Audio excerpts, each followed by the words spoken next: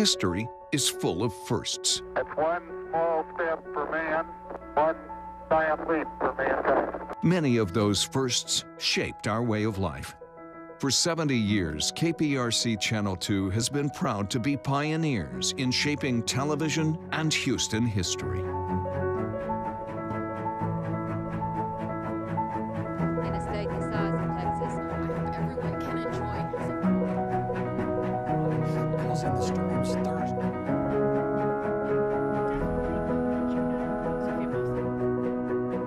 Minutes before 9 o'clock, the crew's here telling you. For the first time in a long, they had 11. Send us some of your pictures. Isn't it good to work for a place that has a sense of history? And indeed it is. See, taking the president from Spring to College Station, following.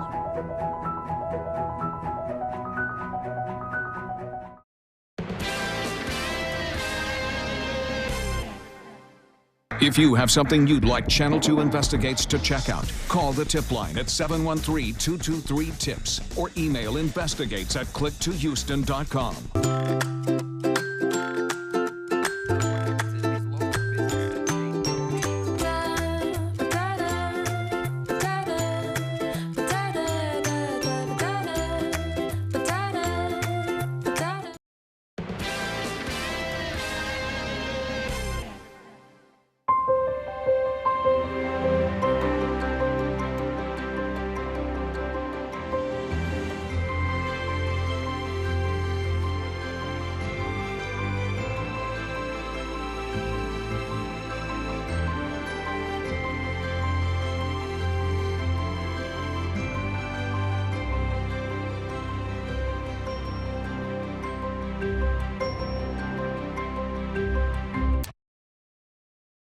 Channel 2 News begins right now with breaking news. And that breaking news, a neighborhood tragedy in the close-knit community of Greatwood in Sugar Land. 2 people found dead in a home there, a woman and a child. Sugar Land police say the woman is middle-aged and the boy was just 11 years old. It's an investigation happening nearly 200 miles apart. The woman and the child's bodies found here, and another death, a man found in Guadalupe County. Police say these cases are connected. New at 6 o'clock tonight, our Sally Mamdou is hearing from one neighbor who knew that little boy. Sally? And Dominique, we now know that 2 people were shot and killed inside the Sugar Land home. Among the 2 is an 11-year-old boy that friends tell me went to Campbell Elementary, friends of that young boy. Now, police have yet to confirm the relationship between the 2 people found dead inside the home and Richard Logan, but they do tell us all 3 lived inside the home. Police say the 2 bodies were discovered during a welfare check by police that came as a request from Guadalupe County Sheriff's Office once Richard was found dead. Now, this discovery is really hitting this community hard, especially children that knew the young boy. I spoke to one of the boy's longtime friend. I've known him since I was in preschool, and it was very sad for me to hear that he passed away. Absolutely tragic news here, but as you can see, this portion of this neighborhood has been blocked off as police continue their investigation to look into what led up to this double homicide. For now, we're live in Sugar Land. Sally Mamdou, KPRC, Channel 2 News. All right, Sally, thank you for that update. And now more breaking news. One of the defendants out on bond in connection with the botched Harding Street drug raid has been taken back into custody. Channel 2 Investigates has learned Patricia Ann Garcia appeared in federal court today accused of violating her bond. Garcia is scheduled to be back in court for a new bond hearing on Thursday. She was a neighbor of Dennis Tuttle and Regina Nicholas. She is accused of lying on a 911 call to police, which investigators claim triggered the botched raid. Tuttle and Nicholas were killed in the raid in January of last year. Only on 2 tonight, a parent accused of a very public act of violence against his own child. A witness says the father punched his 6-year-old daughter. All this happening right in front of drivers. Channel 2's Phil Archer live at the intersection where police say this violent act happened on Alston and West 8th Street in the Heights. Phil? What's alleged is that Houston father's anger boiled over to the point that he stopped his car on this street to beat his small daughter. But tonight, his attorney is disputing that, says it simply didn't happen. Matthew Tinney is charged with injury to a child, his own child. Police say it happened at this intersection around 9 a.m. Sunday morning. Tinney was taking his 6-year-old daughter and her younger brother to church when he stopped his car in the street and got out. Witnesses told police that Tinney came out from behind the wheel, walked to the rear passenger door, opened it, and then punched his 6-year-old daughter more than once. Matthew Tinney. Mr. Tinney was brought before a magistrate Monday, where the prosecutor recounted what one witness told investigators. And observed the defendant opened the left back door of the car and started punching a toddler a couple of times in the vehicle. Mr. Moran, this witness, stated that it looked as if Mike Tyson was punching the crap out of.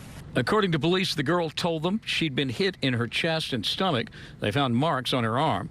Tinney allegedly told police he hit her because she'd taken off her seatbelt and wouldn't admit it.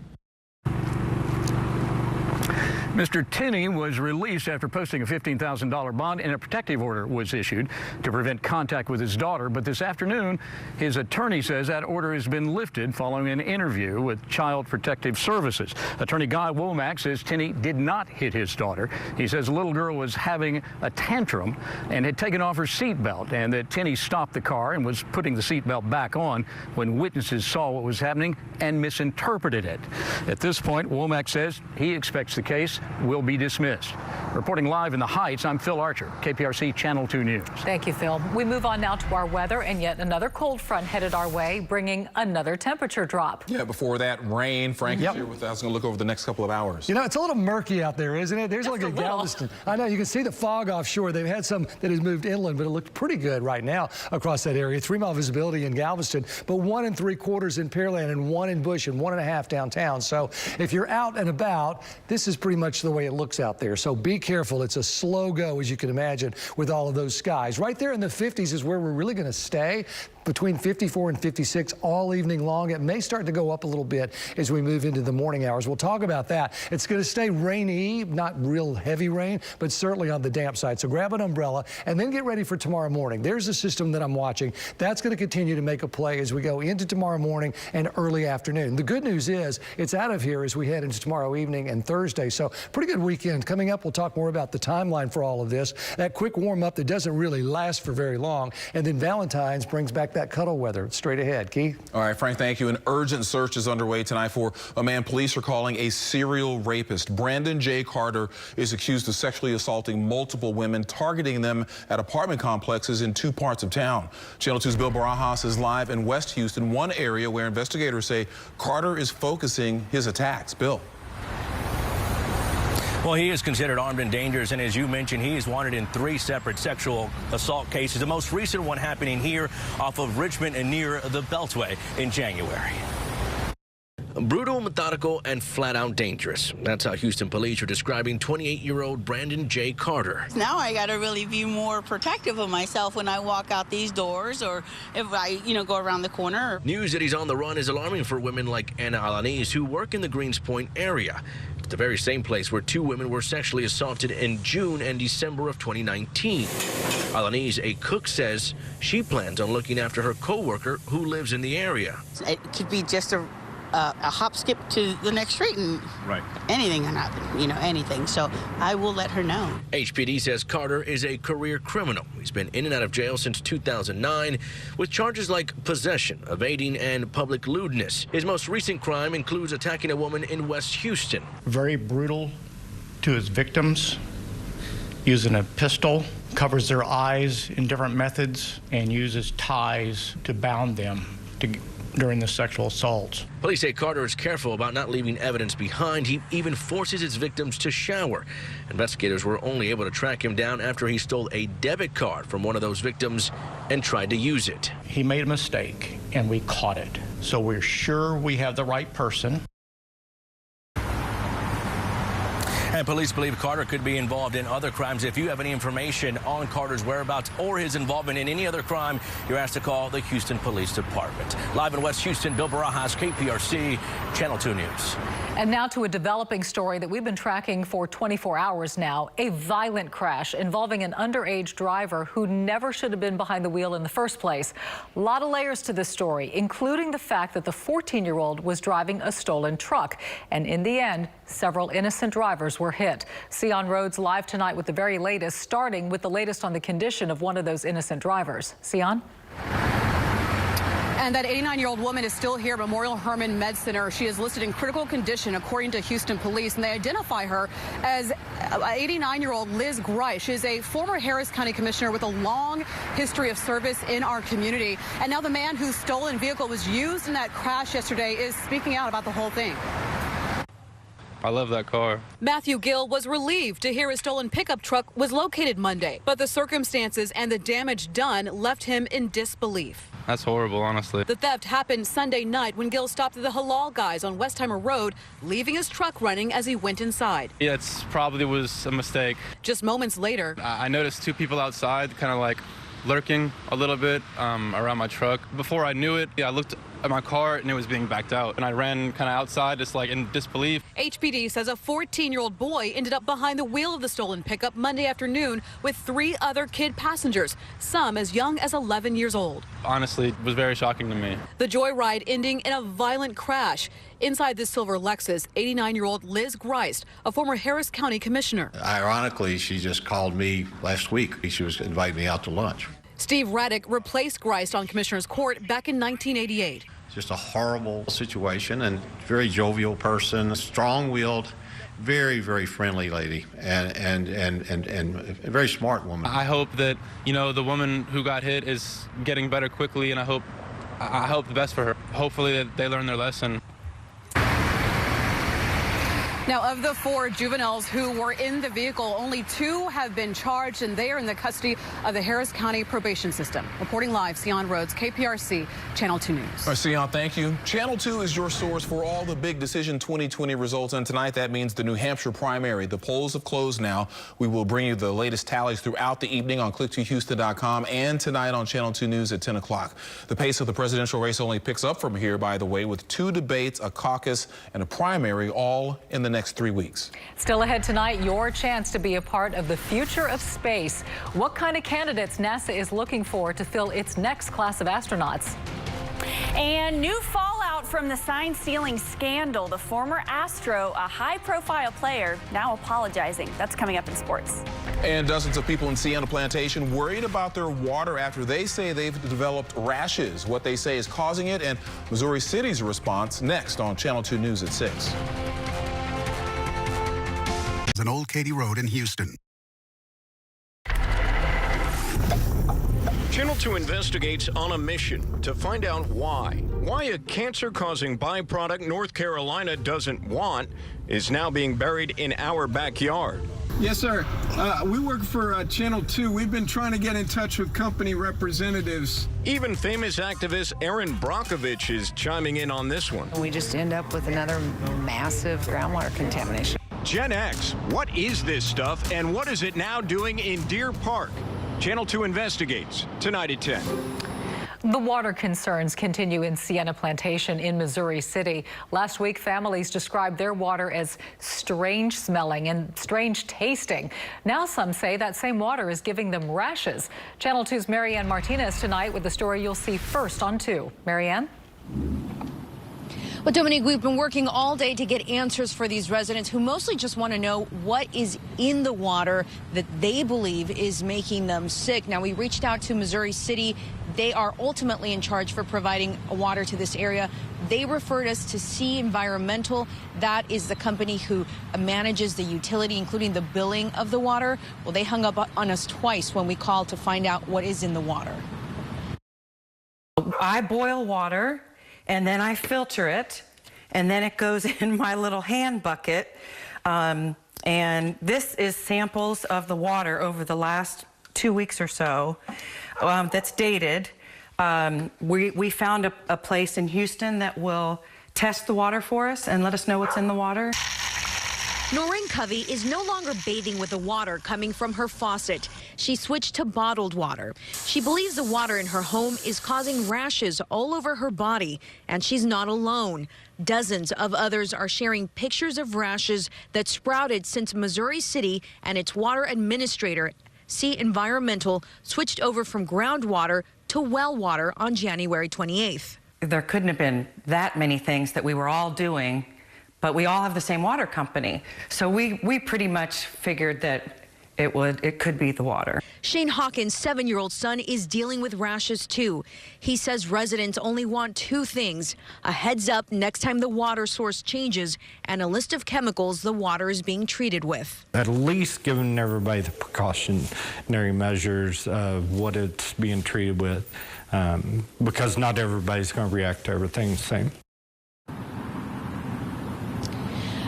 Now, again, Missouri City declined to be interviewed about this, but they did refer us to a statement they gave us on Thursday saying that the water is perfectly safe and that the normal water source, which is that groundwater, will be restored on February 14th. Reporting live from Sienna Plantation, Marianne Martinez, KPRC, Channel 2 News. Marianne, thank you. A big announcement in the future of space tonight. NASA has started its search for the next class of astronauts. If you want to be part of the next generation of space explorers, here's what you need to know. The qualifications needed are pretty high level, as you might imagine, including a master's degree in a STEM field, 2 years related professional experience, and you've got to be in good shape. More specifically, you must be able to pass a NASA astronaut physical. The application window is March 2nd to March 31st. So Dominique, Frank, you guys have a few more weeks to get that application. Got to work on that master's. Frank's working on the physical part. I'm telling you what, I don't know, all 3 sound tough. Go online for yeah. Okay, so it's the broom challenge we've been talking about. Yes, yeah. But it's so cute because all the dogs are mystified by the broom challenge. Take a look at this one. This is Stacy, Herschel, and Ludwig are watching the broom trick. Rhaegar is saying, how did y'all do that? They're not wagging their tails on that one. Goodness. I know, it is curious. The white one is like... I know, it's like, what? How's that happening? What's going on over there? I'm not sure about that. All right, highs have been pretty much the temperature all day in the 50s. Galveston at 69 was right after midnight, and then no longer. It's gone down to the low 60s. 56 right now across southwest Houston. Northeast winds at 12. Galveston's at 62. Same direction here at 13. Dew point 61. So it's murky all across the board. And here are these numbers: upper 40s, low and mid 50s to upper 50s and low 60s. So anywhere from the 40s to the 60s, but with this humidity in place, 90 to 100%. The cloud cover is there. Things aren't going to change. We have this north wind. It's on the 9-10 mile an hour range. So everything's consistent. The temperatures are going to stay consistent as we go at 7 o'clock right there in the 50s. Into the overnight, we may see a wind shift, so we get more of a southerly flow. Here's the front. So as that starts to come through, that will cool us back down, but we'll have a brief bit of time to see 60s before those 50s move in here. And then by noon, the front continues to move on through. I think most of the action, if any, is going to be well to the north of I-10. So you folks up there to the north of us, I think you have the better chance for some showers and thunderstorms. The rain's going to continue to come on through. So we're in the mid-50s all the way through 6, because you'll notice the winds shift again to be out of the north. So as far as rain amounts, Monday through Wednesday, you can see we've had a little bit today, and it looks like we will continue to see maybe a half an inch. So don't look for more than an inch of rain out of this as it comes on in. There's what we have right now. In fact, a lot of this snow is going to continue to slide toward the panhandle. They're under winter storm advisories there as that continues to move their way. Here's the broader picture, and there's the front tomorrow. Continues to slide toward Louisiana pretty quickly. So we're back to a lot of sunshine as we move into Thursday and Friday. That high pressure is in control, but it's going to start to move to the east, and that means a bit of a Gulf return. So some clouds in on Saturday and maybe a chance for a shower on Sunday, but not a great chance. I think it will move out pretty quickly. That's the next front that we're going to watch for as we go into the middle of next week. So a bit of a roller coaster is in the forecast. The power planner looks like this: 30% chance to up to 50% at 5. And 70% at 7. And you'll notice these temperatures from 54 to 64 overnight. So we have this 10-degree increase in temperatures as we go into the overnight. And then the haircast, as you can imagine, continues to be pretty bad for most of tomorrow. And then it just gets kind of cool and a little breezy. So tomorrow, 70% chance of rain with that front, starting at 66 in the morning, then going down to 56 into the afternoon. And then that cool, clear air comes in for Thursday, 44 and 58. On Friday, Valentine's Day, I have 40 to start, 60 for a high only, so certainly some sweater weather. That begins Mardi Gras as well. The funky Uptown Umbrella Brigade, I think that's Friday night. And then the Gambrinus Parade's on Saturday. Sunday, 72, the Roughnecks are going again to the field. On Monday, President's Day, 20% chance for a shower. Here's that next front on Wednesday. That goes to 70%. That brings us back to the second weekend of Mardi Gras, which right now is looking pretty good. So we're bookending this with some nice weekends. Yeah. It's just in between. We've got to get through some murky skies once again next week. The weather's cooperating when it needs to. That's right. I thought that's what we were doing now, the funky umbrella uptown brigade. Kinda. We're getting practice runs in. That's what we're doing. Yes. Okay, good to know. All right. Vanessa joining us on the Sports Desk tonight. Well, seems like a weekly thing. We have new details in the Astros scandal. We're going to hear from a former player. He apologized today and what he said specifically that stood out. And yet another national honor for Erica Ogumike. That's coming up next in sports.